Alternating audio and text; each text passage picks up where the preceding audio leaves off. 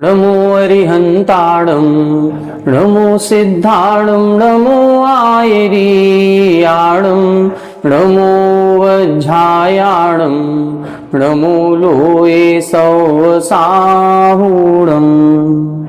सिद्धं शुद्धं परमीय जिणिन्दवर्णेमि चन्दमकलङ्कं गुणरयणभूषणुदयं जीवस्य परुवणं बोच्छम। 1008 श्री मूलनायक आदिनाथ भगवान की जय। 1008 श्री गोमटेश्वर बाहुबली भगवान की जय। द्वासांग जिनवाणी माता की जय। आचार्य श्रेष्ठ आचार्य गुरुवर श्री 108 नेमिचंद्र सिद्धांत चक्रवर्ती महाराज की जय। आचार्य श्रेष्ठ आचार्य गुरुवर श्री 108 विद्यासागर जी महामुनि राज की जय। तीर्थ चक्रवर्ती जगत पूज्य निर्यापक श्रमण मुनि पुंगव श्री 108 सुधा सागर जी महाराज की जय। समस्त मुनि संघ की जय। आलोक मोदी स्वाध्याय सुधा यूट्यूब चैनल पर आप सभी दर्शकों का एक बार पुनः हार्दिक स्वागत, हार्दिक अभिनंदन। पूज्यवर आचार्य नेमिचंद्र सिद्धांत चक्रवर्ती महाराज द्वारा रचित श्री गोमटसार जीवकांड जी ग्रंथराज की स्वाध्याय श्रृंखला में हम सभी मार्गणा स्थान के अंतर्गत कसाय मार्गणा पर चर्चा कर रहे हैं। इस चर्चा के दौरान पूर्व 2 कक्षाओं में हमने कसाय के स्वरूप को समझा और कसाय किस प्रकार से हमारी आत्मा के लिए घातक है और कौन सी कसाय आत्मा के किस गुण का घात करती है, इसको भी अपन ने विस्तार से समझा। फिर इसके बाद पूर्व कक्षा में हमने 4 गाथाओं के माध्यम से कसायों के 4 प्रकार के परिणाम समझे थे। एक होता है तीव्रतम परिणाम, फिर तीव्र परिणाम, फिर मंद परिणाम और फिर मंदतम परिणाम। ये 4 प्रकार के परिणामों में 2 प्रकार के परिणाम संक्लेश कहलाएंगे और 2 प्रकार के परिणामों को विशुद्ध परिणाम कहा जाता है। इनमें हमने पूर्व कक्षा में बताया था कि यदि हम 1 से 100 अंक तक की संख्या निर्धारित करें तो 1 से 25 अंक तक के जो भी परिणाम बनेंगे वो विशुद्धतम है या मंदतम परिणाम है। 26 से लेकर के 50 तक के जो परिणाम हैं वो विशुद्ध या मंद परिणाम है। फिर 51 से लेकर के 75 तक के जो परिणाम बनेंगे वो तीव्र परिणाम या संक्लेश परिणाम कहलाएंगे और फिर 76 से 100 तक के जो परिणाम बनेंगे उनको हम तीव्रतम या अत्यंत संक्लेशित परिणाम कहेंगे। इस प्रकार से अपन ने 4 प्रकार की कसायों को समझा था। क्रोध, मान, माया और लोभ 4 प्रकार के परिणामों में ये 4 प्रकार की विभिन्नताएं पाई जाती हैं। इनको 4 गाथाओं के माध्यम से आचार्य महाराज ने 4 उदाहरण देकर के स्पष्ट किया था। इसमें इन्होंने स्पष्ट किया था कि जो क्रोध कसाय के परिणाम हैं वो शिलाभेद, पृथ्वी भेद, धूली रेखा और जल रेखा के समान होते हैं। जैसे शिला पर एक लाइन खींचे तो वह कई वर्षों तक बनी रहेगी, उसी तरह से वही रेखा यदि हम पृथ्वी पर खींचते हैं तो वह बनी तो रहेगी लेकिन बहुत अधिक वर्षों तक नहीं बनी रहेगी, फिर कुछ ही समय में नष्ट हो जाएगी। इसी तरह से फिर लिखा था धूली रेखा और फिर जल रेखा। धूली रेखा हम जो खींचेंगे वो 2-4 घंटे तक रहेगी और जो जल रेखा रहेगी वो तो आगे आगे खिंचती जाएगी, पीछे पीछे मिटती जाएगी। इसी प्रकार से क्रोध कसाय के कारण से हमारे हृदय पर या हमारे मन पर एक प्रकार की रेखा खिंच जाती है जिसको हम वैर भाव भी कह सकते हैं। ऐसा वैर भाव जो भवों भवों तक चलता है, ऐसा वह शिला भेद के समान कहलाएगा, जैसे शिला पर खींची गई रेखा के समान हो। तो ये 4 प्रकार के उदाहरण क्रोध कसाय के संबंध में दिए थे। मान कसाय के संबंध में भी 4 प्रकार के उदाहरण दिए थे। जैसे शैल, पहाड़ या पत्थर जो होता है वो अत्यंत कठोर होता है। फिर उसके बाद थोड़ा सा नरमियत जिसमें पाई जाती है वो हड्डियों में होती है। हड्डियां भी मजबूत होती हैं लेकिन फिर भी पत्थर को तोड़ने में जितनी ताकत लगेगी उतनी ताकत हड्डी को तोड़ने में नहीं लगती। इससे कमजोर होता है वो काष्ठ या लकड़ी जिसको हम आसानी से तोड़ सकते हैं, काट सकते हैं, मोड़ सकते हैं। और फिर उसके बाद उन्होंने लिखा था बेंत। बेंत जो होता है एक लता जैसे कहे, उसको आसानी से नमाया जा सकता है, मोड़ा जा सकता है। तो ऐसे मन के परिणाम हमारे होते हैं जो मान कसाय से संबंधित होते हैं। जब मान कसाय की तीव्रता होती है तो हम पत्थर के समान अकड़ करके चलते हैं, आसानी से किसी के सामने झुकते नहीं हैं, नमते नहीं हैं, विनम्र नहीं होते। और आगे जो उदाहरण दिए वो क्रम क्रम से विनम्र विनम्र विनम्र होते जाते हैं। मायाचारी के संबंध में 4 उदाहरण दिए थे। वहां उन्होंने बताया था बांस की जड़ के समान जिसके परिणाम उलझे हुए हैं। बांस की जड़ जिस प्रकार से एक जालनुमा संरचना बन जाती है, उसी प्रकार से परिणामों का एक जाल बन जाता है। दूसरे नंबर पर जो जिसके थोड़े से कम संश्लेषित परिणाम होंगे, उसके लिए इधर इन्होंने कहा था 12 सिंघे के या मेढ़े के सींग के समान। उसमें भी सींग निकलते हैं, लेकिन एक सींग से दूसरा और दूसरे से तीसरा, एक प्रकार से जालनुमा संरचना यहां भी बनती है।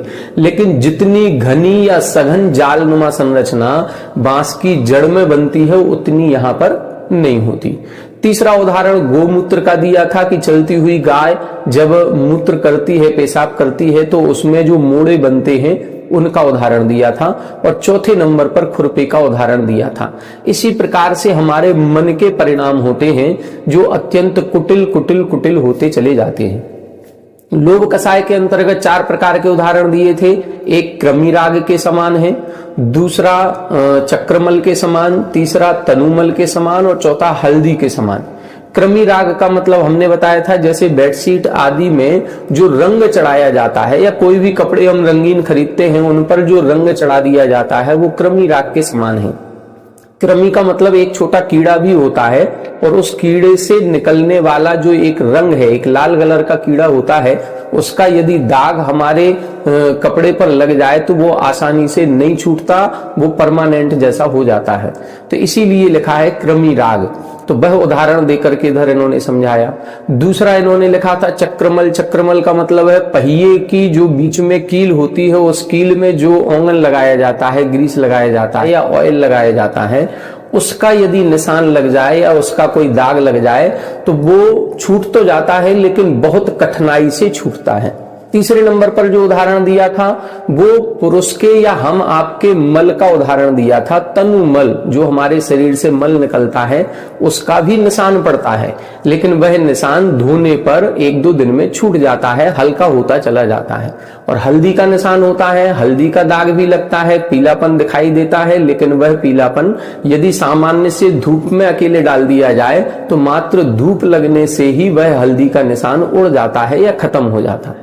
इसी प्रकार से हमारे लोभ परिणामों की आसक्ति का वर्णन यहाँ पर किया गया था कि किसी किसी की पदार्थों में इतनी आसक्ति होती है कि वह उस पदार्थ को छोड़ता नहीं है, मरते मर जाएगा लेकिन छोड़ेगा नहीं। दूसरा ये सोचता है कि चलो जाने दो, हमारी जान बचनी चाहिए, पदार्थ चला गया तो चला जाने दो। और तीसरे इस प्रकार के होते हैं कि जो आसानी से समझाने बुझाने पर दीक्षा आदि ले लेते हैं। और चौथे ये होते हैं कि जिनको थोड़ा सा भी निमित्त मिलता है और वो सारे संसार को तृण के समान जीर्ण मान करके वैराग्य धारण कर लेते हैं, छोड़ देते हैं। हमारे तीर्थंकर आदियों ने बाल एक सफेद देखा और सफेद बाल देख करके ही ऐसा वैराग आया कि सारी संपत्ति छोड़ दी। छोड़े 14 रत्न नवोनिधि अरु छोड़े संग साथी, कोटि 18 घोड़े छोड़े 84 लख हाथी। तो इस प्रकार की जो कहावतें आती हैं ये क्या है? ये इसी का उदाहरण है कि उन्होंने पदार्थों को भोगा है, भोगने में आसक्ति भी दिखाई है, लेकिन उनकी आसक्ति इतनी कम थी या उस समय का जो परिणाम था वो लोभ कसाय का, वो इतना मंदतम हो गया था कि उन्होंने क्षण मात्र में सारी संपदा को छोड़ करके वैराग्य को धारण कर लिया। तो इस प्रकार से इधर कसायों के 4 प्रकार के परिणाम बताए गए, तीव्रतम, तीव्र, मंद और मंदतम। इनको शास्त्रों की भाषा में कहें तो इसमें जो 4 नाम और दूसरे दिए हैं वो है उत्कृष्ट, अनुत्कृष्ट, अजघन्य और जघन्य। ऐसे परिणाम भी कह सकते हैं। फिर इधर इन्होंने मुख्यतः ये बताई थी, ये 4 उदाहरण देकर के, कि ये जो परिणाम है जिस प्रकार का हमारा परिणाम होगा उसी प्रकार की आयु बंध में कारण बनता है। यदि हमारा तीव्रतम परिणाम होगा तो उस तीव्रतम परिणाम में नरकायु का बंध होगा, तीव्र परिणाम होगा तो त्रियंचायु का बंध कराएगा, मंद परिणाम में मनुष्यायु का बंध होगा और मंदतम परिणामों में देवायु का बंध हुआ करता है। ये जो अपन ने 4 गाथाएं देखी थी, इन चारों गाथाओं का एक चार्ट बनेगा। उस चार्ट में 5 कॉलम अपन बनाएंगे, एक में कसायों को लिखेंगे और उनमें कसायों के उदाहरण लिखेंगे और उनसे होने वाला आयुबंध लिखेंगे। देखें, हमने आपकी सुविधा के लिए बोर्ड पर एक चार्ट बनाया हुआ है, उस चार्ट को अपन 2 मिनट में समझ लेते हैं, फिर आगे की गाथाओं को अपन पढ़ेंगे। देखें, ये चार्ट हमने यहाँ पर बनाया हुआ है। इस प्रकार का चार्ट आप लोगों को भी बनाना है। इसमें हमने कुछ जो गाथाओं में आया है उसके कॉलम आपको बना दिए हैं। इसके अलावा भी कुछ अन्य विशेषताएं हैं, उन विशेषताओं को भी इस चार्ट में जोड़ा जा सकता है। देखें, चर्चा कर लेते हैं। पहले इधर देखें अनंतानुबंधी, फिर अप्रत्याख्यान, फिर प्रत्याख्यान और फिर संयुलन। इधर हमने लिखा है ये तीव्रतम परिणाम है, ये तीव्र परिणाम, ये मंद परिणाम और ये मंदतम परिणाम। जब ये 4 प्रकार के परिणाम होंगे तो इनको अपन ने 4 भागों में बांट दिया, क्रोध, मान, माया और लोभ। क्रोध के परिणामों को शिलाभेद, पृथ्वी भेद, धूलि रेखा और जल रेखा, ये 4 प्रकार के उदाहरण दिए। यदि तीव्रतम परिणाम है तो वो शिलाभेद जैसा है, तीव्र परिणाम है तो पृथ्वी भेद है, मंद परिणाम धूलि रेखा के समान है और मंदतम परिणाम जल रेखा के समान है। मान कसाय में जो उदाहरण दिए वो शैल यानी पहाड़ का, पत्थर का, फिर अस्थि यानी हड्डी, फिर काष्ठ यानी लकड़ी और बेंत यानी बिल्कुल मुलायम वाली जो लता टाइप से होती है वो बेंत। फिर इसके बाद माया में बांस की जड़, मेढ़े के सींग, गोमूत्र और खुरपा। और फिर चौथे नंबर पर लोभ कसाय में दिया क्रमिराग, फिर चक्रमल, तनुमल और हल्दी। सबसे प्रमुख बात क्या है वो पंचम कॉलम में अपन ने लिखी है। उसमें लिखा है कि यदि ये शिलाभेद, शैल, बांस की जड़ और क्रमिराग के समान तीव्रतम परिणाम हमारे होते हैं, अनंतानुबंधी के परिणाम यदि हमारे हैं, तो उस समय जो आयु बंध हमें होगा वो नरकायु का बंध होगा। यदि तीव्र परिणाम है, अप्रत्याख्यान वर्ण कसाय रूप परिणाम हो रहे हैं, ये 4 प्रकार के परिणाम हैं, तो उस समय त्रियंचायु का बंध होगा। धूलि रेखा, काष्ठ, गोमूत्र और तनुमल के समान मंद परिणाम है तो मनुष्यायु का बंध होगा। और यदि जल रेखा, बेंत, खुरपा और हल्दी के समान परिणाम है तो देवायु के बंध में ये परिणाम सहायक होंगे। अब इसके बाद और भी कॉलम बनाए जा सकते हैं, जैसे अनंतानुबंधी कसाय है, इसका काल कितना होता है तो 6 महीने से अधिक, तो एक कॉलम बनाया जा सकता है काल का। तो इधर काल लिख लें और इधर लिखें 6 महीने से अधिक। फिर अप्रत्याख्यान, ये 15 दिन से अधिक 6 महीने तक। फिर इधर लिखें अंतर्मुहूर्त से अधिक 15 दिन तक। और फिर ये संयुलन कसाय अंतर्मुहूर्त तक। इस प्रकार से ये इनका काल हो जाएगा। इसके बाद एक कॉलम बना सकते हैं कि ये जो कसाय हैं ये हमारी आत्मा के कौन से गुण का घात करती हैं। तो इधर लिखें आत्मा के गुण का घात। कौन से गुण का, तो इधर सम्यक्त्व गुण का। अनंतानुबंधी कसाय जो है ये सम्यक दर्शन नहीं होने देती। अप्रत्याख्यान आवरण कसाय देश चारित्र नहीं होने देती। प्रत्याख्यान आवरण कसाय सकल चारित्र नहीं होने देती। और संयुलन कसाय यथाख्यात चारित्र नहीं होने देती। तो एक कॉलम ये भी बनाया जा सकता है। इसके बाद एक कॉलम और बना सकते हैं, उसमें क्या लिखेंगे, उसमें हम इन कसायों का गुण स्थान लिख सकते हैं कि अनंतानुबंधी कसाय का उदय कहां तक रहता है। अनंतानुबंधी कसाय का उदय पहले और दूसरे गुण स्थान तक ही रहता है। अप्रत्याख्यान आवरण कसाय का उदय पहले गुण स्थान से चौथे गुण स्थान तक रहता है। प्रत्याख्यान आवरण कसाय का उदय पहले गुण स्थान से 5वें गुण स्थान तक रहता है। और संयुलन कसाय में क्रोध, मान, माया इन 3 कसायों का उदय 9वें गुण स्थान तक और लोभ कसाय का उदय 10वें गुण स्थान तक रहता है। तो इस प्रकार से कर्म के उदय की विवक्षा भी लिखी जा सकती है। फिर कर्म के बंध की विवक्षा भी लिखी जा सकती है। फिर कर्म के सत्व की विवक्षा भी लिखी जा सकती है। ऐसे फिर कसायों से संबंधित और भी जो भी विशेषताएं आपने कभी ग्रंथों में पढ़ी हो तो उनको लिखा जा सकता है। फिर भी यहाँ पर ये 5 कॉलम हमने बता दिए और मुख्य रूप से 3 कॉलम और आपको लिखना है। 3 कॉलम कौन कौन से लिखना है, एक तो इनसे आत्मा का कौन से गुण का घात होता है, दूसरा इनका काल ड्यूरेशन कितना है, 6 महीने 15 दिन अंतर मुहूर्त ये वाला, और तीसरा अपन को लिखना है इनका उदय कौन से गुण स्थान तक रहता है। ये 3 कॉलम विशेष रूप से हमने आपको बता दिए, ये और इसी में जोड़ेंगे तो 7-8 कॉलम आपके बन जाएंगे। इस चार्ट को बहुत अच्छी तरह से याद करें, क्योंकि एक चीज आप हमेशा ध्यान रखें, जो आप पेपर दे रहे हो उस पेपर की दृष्टि से बता रहे हैं कि कसाय मार्गणा इस वर्ष के अंतिम चैप्टर है, और जब अंतिम चैप्टर है तो जब भी पेपर बनेगा तो आप ये मत सोचिएगा कि कसाय मार्गणा इतना पीछे का नहीं देंगे, वो तो गुण स्थान और जीव समाज से ही प्रश्न उत्तर आएंगे। नहीं, जहां तक लास्ट होता है उस लास्ट से तो प्रश्न आता ही आता है। तो कसाय मार्गणा से जरूर प्रश्न आएगा, और हमारी समझ से कसाय मार्गणा में इतने सारे ये जो चार्ट बनाए हैं इन गाथाओं से संबंधित प्रश्न पूछा जा सकता है कि अस्थि का उदाहरण कौन सी कसाय से संबंधित है। अब विकल्प में दे देंगे क्रोध मान माया लोभ, इनमें से आपको छांटना है कि अस्थि का मान कसाय से संबंधित है, अथवा हो सकता है कि चारों उदाहरण दे दें और चारों उदाहरण में पूछ लें कि ये कौन सी कसाय से संबंधित उदाहरण है, या मान कसाय से संबंधित उदाहरण कौन सा है, या माया कसाय से संबंधित उदाहरण कौन सा है, अथवा जो गुणों का घात लिखा है उसमें से कोई प्रश्न पूछा जा सकता है कि अप्रत्याख्यानावरण कसाय आत्मा के किस गुण का घात करती है। तो ये कसाय का एक सामान्य चार्ट हो गया सामान्य ज्ञान की अपेक्षा से, और इस सामान्य ज्ञान से आपको प्रश्न पूछा जा सकता है।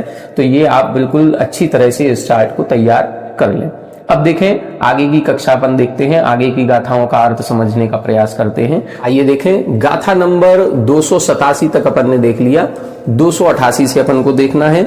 अब इसमें देखें, अभी अपन ने ये देख लिया था कि इन चारों प्रकार के परिणामों में किस किस प्रकार की आयु का बंध होता है।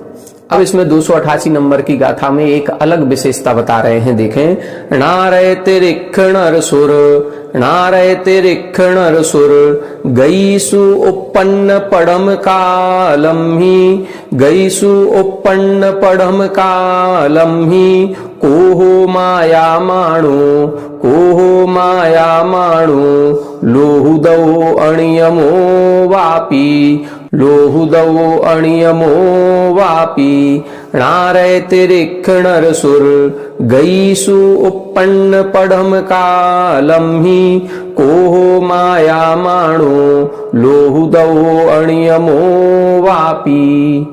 देखें यहां पर एक चीज स्पष्ट कर रहे हैं। अभी अपन ने देखा कि यदि ये परिणाम होते हैं तो उन परिणामों के समय यदि आयुबंध का काल हमारा आ रहा है, अपकर्ष काल में आयुबंध होता है, तो वो अपकर्ष काल यदि आ रहा है तो उस समय जैसे परिणाम होंगे वैसी आयु का बंध हो जाएगा। क्रोध मान माया लोभ, इन चार में से कोई ना कोई परिणाम हमारा चलता रहता है। अब इन चारों परिणामों में से तीव्रतम परिणाम है कि तीव्र परिणाम है कि मंद है कि मंदतम है, जैसा परिणाम होगा वैसा आयु का बंध होगा। ये एक विशेषता अपन ने देखी। अब दूसरी विशेषता इधर बता रहे हैं, नारय यानी नरक, त्रिख यानी त्रियंच, नर अर्थात मनुष्य, और सुर गईसु देव गति में। ये गईसु शब्द सभी में लगा लेंगे, नारक गईसु, त्रिख गईसु, नर गईसु, सुर गईसु, मतलब नरक गति में, त्रियंज गति में, मनुष्य गति में और देव गति में क्रमशः उपन्न पढ़म कालम ही, उत्पत्ति के प्रथम काल में, मतलब प्रथम अंतर मुहूर्त जिसको कहें। यदि कोई जीव यहाँ पर मनुष्य में उत्पन्न हो रहा है तो मनुष्य में उत्पन्न होते ही प्रथम अंतर मुहूर्त में उसके कैसे परिणाम बनेंगे, कौन सी कसाय के परिणाम बनेंगे। यदि कोई जीव देवों में उत्पन्न हो रहा है तो देवों में उत्पत्ति के प्रथम अंतर मुहूर्त में उसके कौन सी कसाय के परिणाम होंगे। नरक गति में यदि कोई जीव उत्पन्न हो रहा है तो उसके कैसे परिणाम होंगे, ये इस गाथा में बता रहे हैं कि नरक गति, त्रियंच गति, मनुष्य गति और देव गति में उपन्न पढ़म कालम में, उत्पत्ति के प्रथम काल में, कोहो माया माणो लोह उदऊ, उदय शब्द सभी में लगा लेंगे, कोह उदऊ, माया उदऊ, माण उदऊ और लोह उदऊ। ये क्रम से लगाना है कि नरक गति में उत्पन्न होते ही क्रोध कसाय का उदय होता है, क्रोध रूप परिणाम बनेंगे। यदि त्रियंच गति में कोई जीव उत्पन्न हो रहा है तो प्रथम अंतर मुहूर्त में उसके माया कसाय के परिणाम होंगे। यदि मनुष्य गति में कोई उत्पन्न हो रहा है तो मान कसाय के परिणाम होंगे। और सुर यानी देवगति में यदि कोई जीव उत्पन्न हो रहा है तो लोभ कसाय के परिणाम उत्पन्न होते हैं। ये इधर इन्होंने एक विशेषता बताई। इसमें एक और विशेषता बता रहे हैं, आगे लिखा अनियमो वापी, अनियमो वा अपि, ऐसा कोई नियम या सिद्धांत हम परमानेंट नहीं बना सकते, इसमें अनियम भी हो सकता है। देखें इधर दो प्रकार के अपने आचार्य हैं, एक हमारे यतिवृषभ आचार्य हैं और दूसरे हमारे पुष्पदंत भूतबली आचार्य हैं। आचार्य धरसेन स्वामी जी ने आचार्य पुष्पदंत भूतबली आचार्य को अपना सारा ज्ञान दिया था और उन्होंने फिर छठ खंडागम ग्रंथ की रचना की थी। तो आचार्य पुष्पदंत भूतबली महाराज के द्वारा एक दूसरा मत प्रतिपादित किया गया है और एक कसाय पाहुड़ ग्रंथ लिखा गया है जो आचार्य यतिवृषभ महाराज के द्वारा लिखा गया, उनके द्वारा दूसरा मत है। इसीलिए इधर इन्होंने दोनों मतों का उल्लेख कर दिया। ये ग्रंथ अपन नेमिचंद्र आचार्य महाराज का पढ़ रहे हैं, तो नेमिचंद्र आचार्य महाराज ने उन दोनों ही ग्रंथों को पढ़ा हुआ है। आचार्य पुष्पदंत भूतबली महाराज के ग्रंथों का भी अध्ययन किया है और यतिवृषभ महाराज के कसाय पाहुड़ का भी अध्ययन किया है, तो उनको दोनों मत प्राप्त हुए। एक मत के अनुसार तो प्रथम उत्पत्ति के प्रथम अंतर मुहूर्त में क्रोध, माया, मान और लोभ इन कसायों का उदय रहता है, और दूसरे मत के अनुसार उन्होंने लिखा है कि ऐसा कोई सिद्धांत या नियम नहीं है, उस पर्याय में जाकर के जैसा परिणाम उस समय बनेगा वैसा बन सकता है। क्रोध, मान, माया, लोभ इन चारों में से कोई भी किसी भी प्रकार का बन सकता है। तब इधर नेमिचंद्र महाराज ने एक ये जो गाथा लिखी है इसमें इन्होंने ये शब्द डाल दिया अनियमो वापी, कि ऐसा नियम नहीं बनाना है, इसमें दूसरा एक मत है जिसके अनुसार अनियम भी हो सकता है। जब इसकी आप कर्नाटक वृत्ति की टीका पढ़ेंगे केशव वर्णी जी की, तो उस टीका में बहुत अच्छी तरह से स्पष्ट लिखा है कि हम कौन सा मत सही है इस मत के बारे में हम कोई व्याख्यान नहीं कर सकते। नेमिचंद्र महाराज ने इस संबंध में कोई अपना एक मत प्रस्तुत नहीं किया कि इनका मत ज्यादा ठीक लगता है और इनका मत ज्यादा ठीक नहीं लगता। उन्होंने कहा नहीं, इसमें हम अपनी जिह्वा नहीं चला सकते, ये उस टीका को पढ़ेंगे तो बिल्कुल स्पष्ट रूप से लिखा है, इसीलिए इधर गाथा में दोनों मत दे दिए। तो दोनों मत अपन को ध्यान रखना है। ये जो मत दिया है पहले कि प्रथम अंतर मुहूर्त में ये कसाय का उदय होता है, ये कसाय पाहुड़कार यतिवृषभ महाराज के द्वारा है, उनके मतानुसार है, और दूसरा जो अनियम शब्द लिखा है ये आचार्य पुष्पदंत और भूतबली महाराज के माध्यम से या उनके अभिप्राय के अनुसार लिखा गया है। अब आगे की गाथा देखें। अप परो भयवाधड़, अप परो भयवाधड़, बंधा संयम निमित्त को हादि, बंधा संयम निमित्त को हादि, जे सिमणथि कसाया, जे सिमणथि कसाया, अमला अकसाइणो जीवा, अमला अकसाइणो जीवा, अप परो भयवाधड़, बंधा संयम निमित्त को हादि, जे सिमणथि कसाया, अमला अकसाइणो जीवा। देखें जैसा सभी मार्गणाओं में अपन ने पढ़ा, गति मार्गणा में गति रहित जीव कौन है, इंद्रिय मार्गणा में इंद्रियों से रहित जीव कौन है, काय मार्गणा में काय से रहित जीव कौन है, इसी प्रकार से इधर बता रहे हैं कसाय मार्गणा के अंतर्गत कसाय रहित जीव कौन है, उनकी बात इधर बता रहे हैं।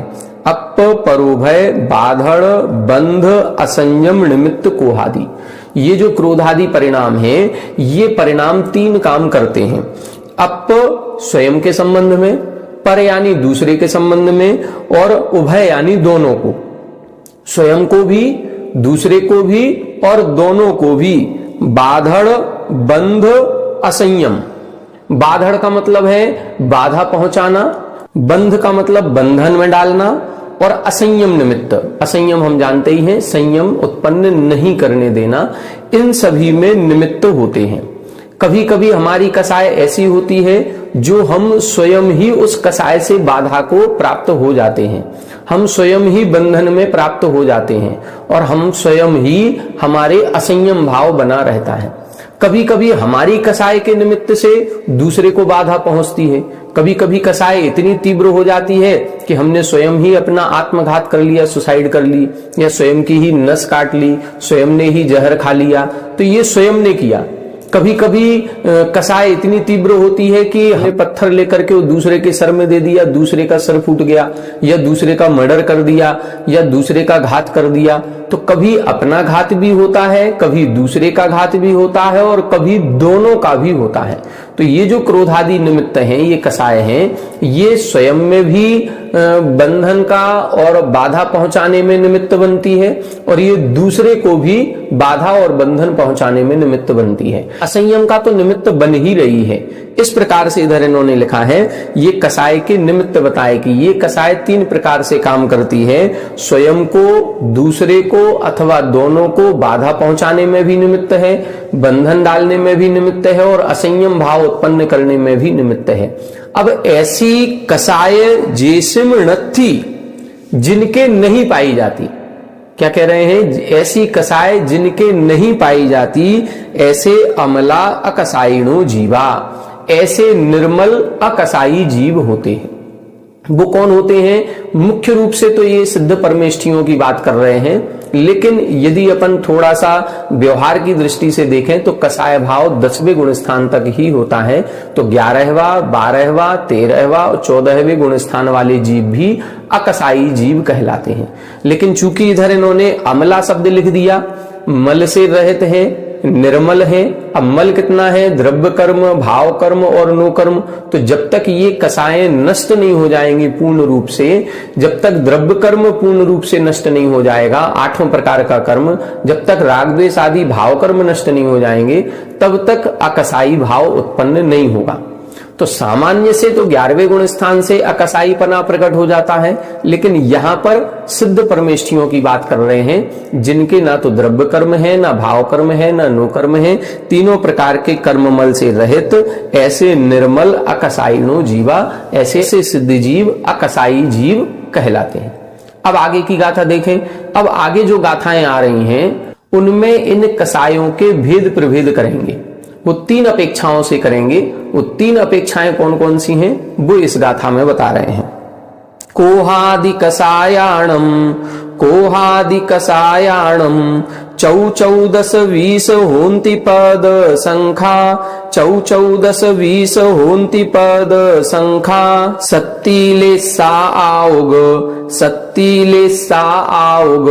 बंधाबंध गद भेदेहि, बंधाबंध गद भेदेहि, कोहादि कसायाणम चौचौदस 20 होन्ति पद संख्या, सत्तीले सा आउग, बंधाबंध गद भेदेहि। देखें इधर बता रहे हैं, कोहादि कसायाणम, क्रोधादि कसायों के, चौ यानी 4 भेद होते हैं, 14 यानी 14 भेद होते हैं, 20 और 20 होन्ति पद संख्या, और 20 पद के हिसाब से इनके भेद किए जाते हैं। मतलब इन कसायों के 4 भेद भी होंगे, फिर 14 भेद भी करेंगे, और फिर 20 भेद भी करेंगे। वो किस अपेक्षा से करेंगे तब बता रहे हैं, शक्ति की अपेक्षा से, फिर लेस्या की अपेक्षा से, और फिर आयोग बंध अबंधगत, आयु के बंध और अबंध की अपेक्षा से।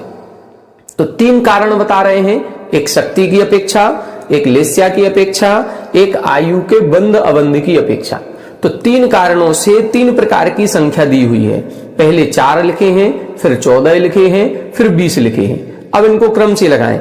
शक्ति की अपेक्षा से 4 भेद होंगे, लेस्या की अपेक्षा से 14 भेद बनेंगे, और आयु के बंध अबंध की अपेक्षा से 20 भेद अपन इन कसायों के माध्यम से करेंगे, या इन कसायों की परिणति इन 20 प्रकार की हो जाती है। तो ये अपन को अब समझना है। आगे की गाथाओं में अब इन्हीं का वर्णन आएगा। तो 4-5 जो गाथाएं आ रही हैं, सबसे पहले शक्ति की अपेक्षा 4 भेद कौन से हैं वो बताएंगे। फिर 2-3 गाथाओं में लेस्या की अपेक्षा जो 14 स्थान बनते हैं वो कौन से हैं वो बताएंगे, और फिर आयु के बंध अबंध की अपेक्षा से 20 स्थान बनते हैं, वो 20 स्थान कौन कौन से हैं उसका वर्णन होगा। फिर इसके बाद 2-3 गाथाओं में, जैसा कि हर मार्गणा में इन्होंने उस मार्गणा से संबंधित जीवों की संख्या का वर्णन किया है, तो फिर वो संख्या का वर्णन किया जाएगा। आइए देखें चार भेद शक्ति की अपेक्षा से कौन से हैं वो बता रहे हैं। सिल शैल वेणुमूलक, सिल शैल वेणुमूलक, किमिरायादिकमेण च तारी, किमिरायादिकमेण च तारी, कोहादिकसायाणं, कोहादिकसायाणं, सत्यं पडिहोन्तिणीयमेण, सत्यं पडिहोन्तिणीयमेण, सिलशैल वेणुमूलक, किमिरायादिकमेण च तारी, कोहादिकसायाणं, सत्यं पडिहोन्तिणीयमेण। देखें अब इधर बता रहे हैं सिल, शैल, वेणुमूल और किमिरायादि। अब देखें ये क्रम से चत्तारी, कोहादि, कसायाणम शक्ति, ये क्रोध आदि कसायों की चार प्रकार की शक्ति है। जो अपन ने अभी चार्ट बनाया था और उस चार्ट में क्रोध कसाय के चार परिणाम देखे थे, तीव्रतम, तीव्र, मंद और मंदतम। तो ये अपन ने चार प्रकार की शक्तियां देखी थी, यही चार प्रकार की शक्ति कहलाती है। मतलब क्रोध, मान, माया और लोभ, इन चारों की चार शक्तियां हैं। यदि तीव्रतम होगी तो तीव्रतम के उदाहरण इधर इन्होंने दिए हैं सिल भेद। जैसे क्रोध, क्रोध में उदाहरण दिया था, तीव्रतम में क्या दिया था? सिल, सिल भेद वाला। फिर मान में कौन सा दिया था? शैल, पत्थर के समान मान होना। फिर माया में कौन सा दिया था? वेणुमूल, बांस की जड़ के समान। और फिर लोभ में दिया था किमिराय, मतलब कृमि राग के समान। तो ऐसे चार उदाहरण दिए थे, ये चारों भी तीव्रतम शक्ति के हो गए। इसी प्रकार से एक तीव्र शक्ति होगी, फिर इसी प्रकार से मंद शक्ति और इसी प्रकार से मंदतम शक्ति। तो ऐसे चार प्रकार की शक्तियां हो गई। यह परिणामों की तीव्रता और मंदता को ही शक्ति कहेंगे, ये अपन को समझना है। तो इधर लिख दिया इन्होंने, ये चार उदाहरण दिए हैं कमेण, ये क्रम से चत्तारी चार जो भेद हैं, ये कोहादि कसायाणम, क्रोधादि कसायों की शक्तिम, सत्यम यानी शक्ति जानना चाहिए, पडिहोन्ति नियमेण, ये प्रतिहोन्ति, मतलब सभी के चार चार भेद बनेंगे। जैसे ये तीव्रतम शक्ति बताई है, तो जब तीव्रतम शक्ति बताई है तो एक तीव्र शक्ति बनेगी, फिर एक मंद शक्ति बनेगी, फिर एक मंदतम शक्ति बनेगी। ये चारों उदाहरण किसके दिए हैं? ये तीव्रतम शक्ति के दिए हैं, क्रोध का, मान का, माया का और लोभ का। तो ये तीव्रतम शक्ति के हैं। अब तीव्र शक्ति के उदाहरण क्या बनेंगे? तो तीव्र शक्ति में बनेगा इधर भूमि भेद, जैसे इधर आया था सिल भेद, तो इधर हो जाएगा पृथ्वी भेद। फिर आएगा शैल, तो शैल की जगह हो जाएगा अस्थि। और इधर वेणुमूल, वेणुमूल की जगह हो जाएगा अभ्रकसिंह। और फिर किमिराय की जगह हो जाएगा चक्रमल।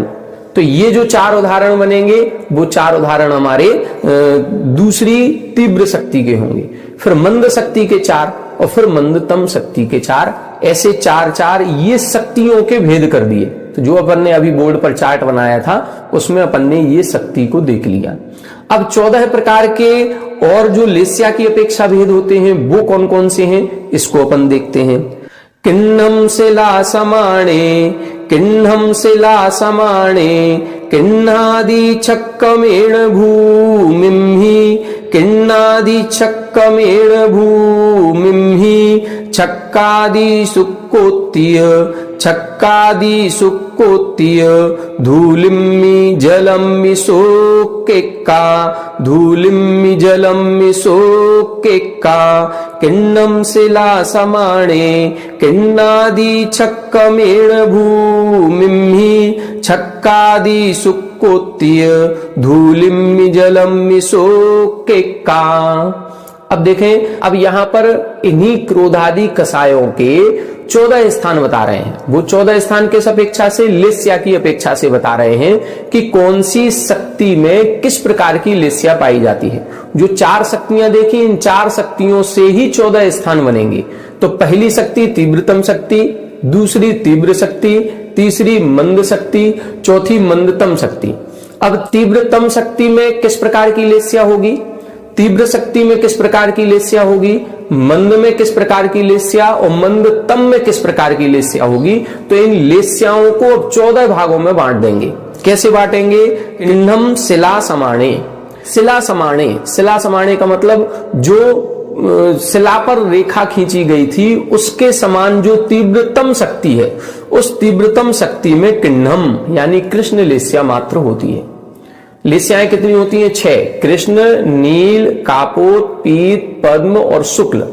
अपन सभी जानते हैं इन 3 लेस्याओं में क्रमशः जो परिणाम होते हैं, शुक्ल लेस्या से कृष्ण लेस्या तक संक्लेशित होते जाते हैं, संक्लेशतम होंगे, तीव्रतम होंगे।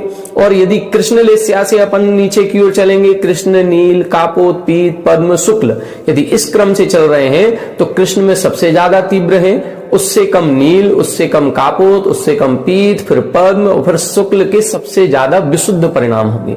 तो अपन ये समझ रहे हैं कि जहां 4 प्रकार की शक्ति है, तीव्रतम शक्ति, वहां पर कृष्ण लेस्या के परिणाम होंगे, और जहां मंदतम है वहां पर शुक्ल लेस्या के परिणाम होंगे।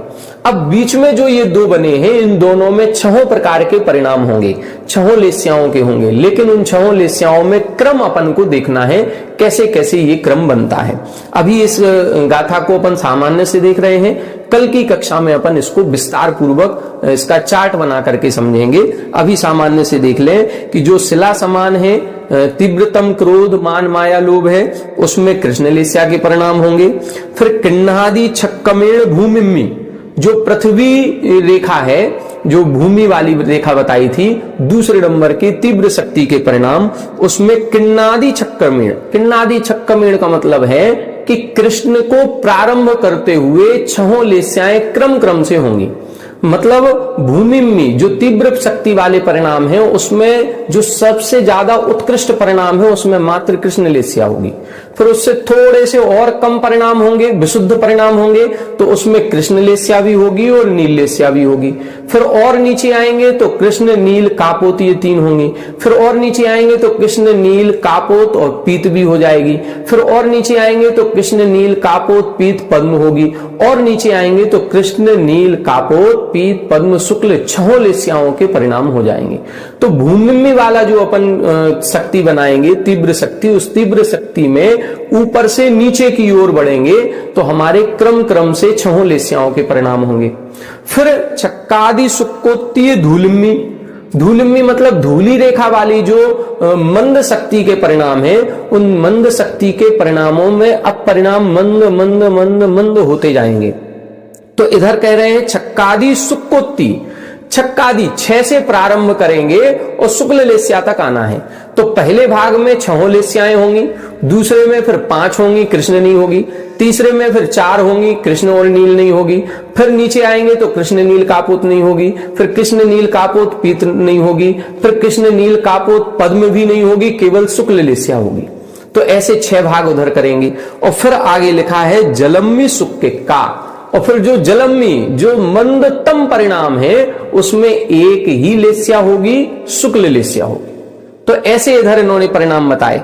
शिला समान में एक ही प्रकार के परिणाम है, कृष्ण लेस्या के, और जलम्मी जो मंदतम परिणाम है, उसमें भी एक प्रकार के हैं, शुक्ल लेस्या के। तो 2 प्रकार के परिणाम हो गए, तीव्रतम में कृष्ण और मंदतम में शुक्ल, ऐसे 2।